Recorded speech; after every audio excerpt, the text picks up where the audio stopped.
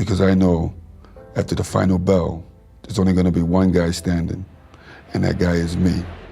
The boxing world has seen countless champions come and go, but few have ever carried themselves with the relentless pride and cold fury of marvelous Marvin Hagler.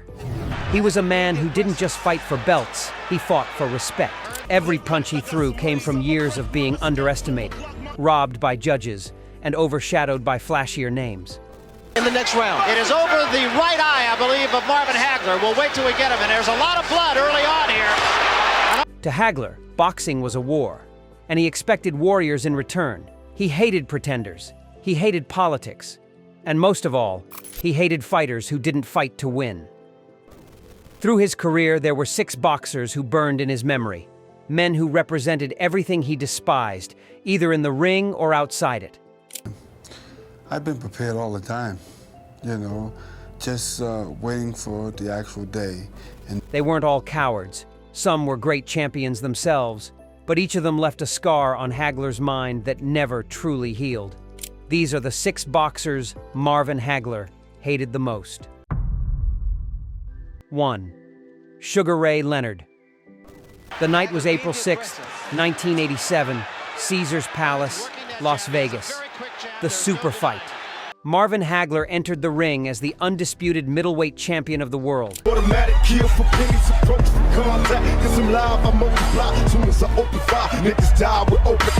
He defended his title 12 times, beaten every top contender, and built a reputation as one of the most feared fighters on earth.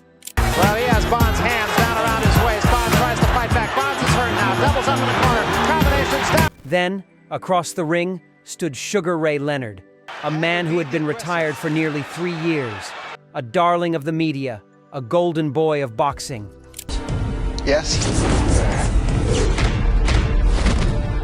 He reminds me of his father. I fought his father. Before the first bell even rang, Hagler's blood boiled.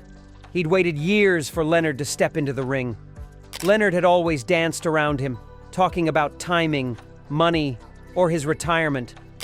But Hagler knew the truth. Leonard had waited for him to slow down, to age just enough. That, to Hagler, was the ultimate insult. When the fight began, Leonard didn't come forward like a warrior. He circled, moved, showboated, and flurried in short bursts that caught the judge's eyes, but barely hurt Hagler. Round after round, Hagler stalked him, throwing heavy leather, trying to turn the fight into a war.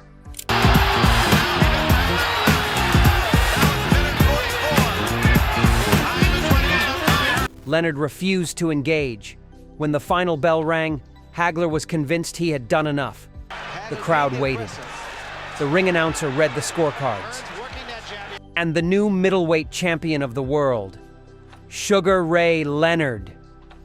Hagler's face froze. His jaw clenched. Decided not to. Another right hand, and there is a booming right hand that puts Bullfinch down. In his heart, something snapped. To him, the judges had stolen what he had bled for his entire life. He stormed out of the ring and never fought again. 2. Thomas the Hitman Hearns. If Leonard's victory stung Hagler's pride, Hagler being the aggressor. Hearns ignited his rage. In 1985, the boxing world exploded when Marvin Hagler and Thomas Hearns agreed to fight. 2 knockout artists, 2 ferocious competitors, 1 ring.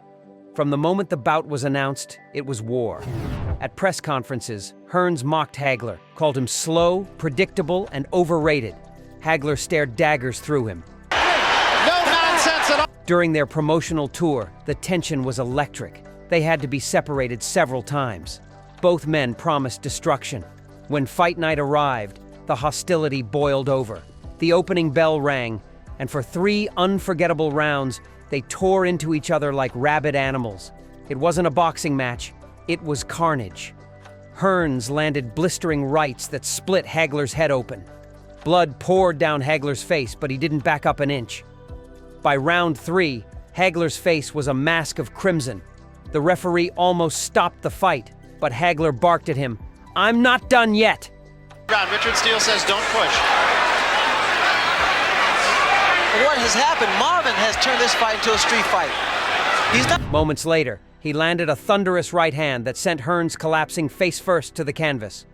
The referee counted him out. Hagler had won by knockout. 3. Alan Minter. For Marvin Hagler, few nights were as emotionally charged as the one in London in 1980, when he faced British champion Alan Minter. Come out, it would be for Ray, and for him with my belt. Other than that, it'd be only a personal matter.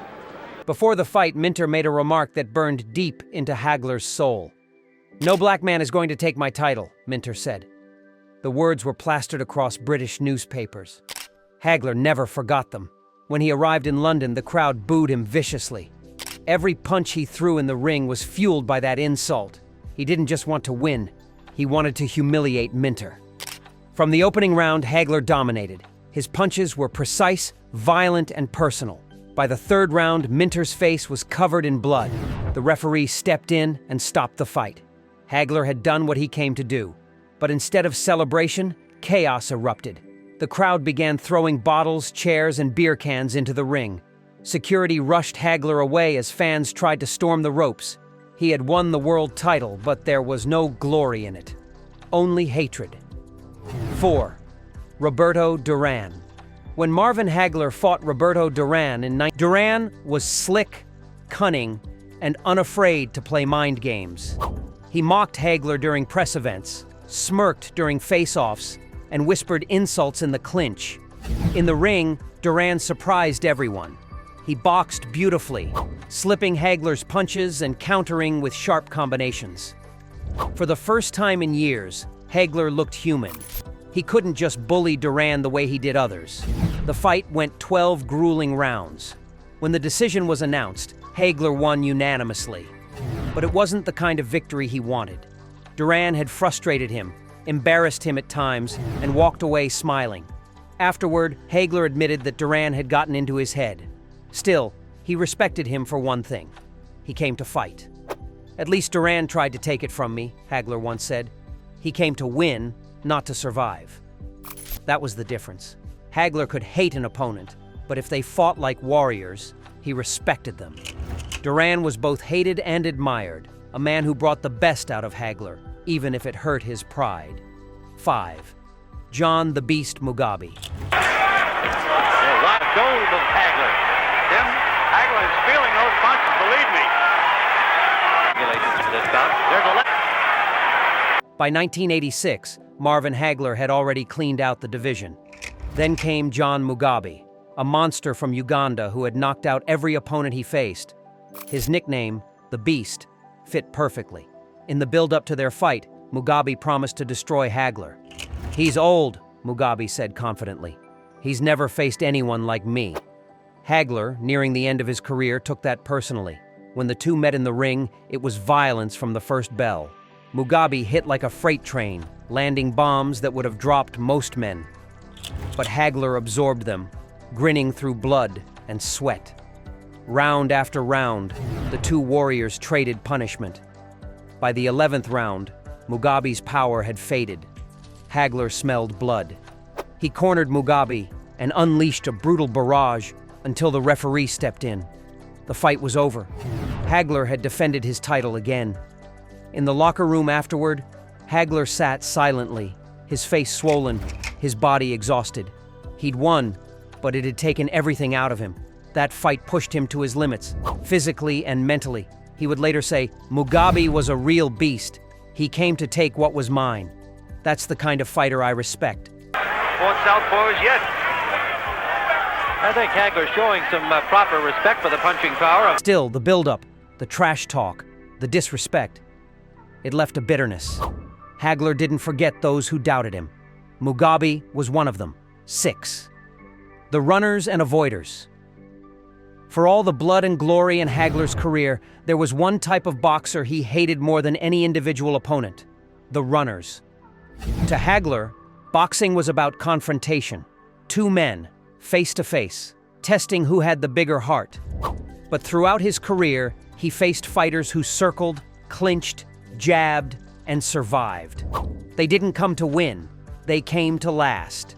One example was Sugar Ray Phillips, who Hagler once mocked as the fastest runner in boxing.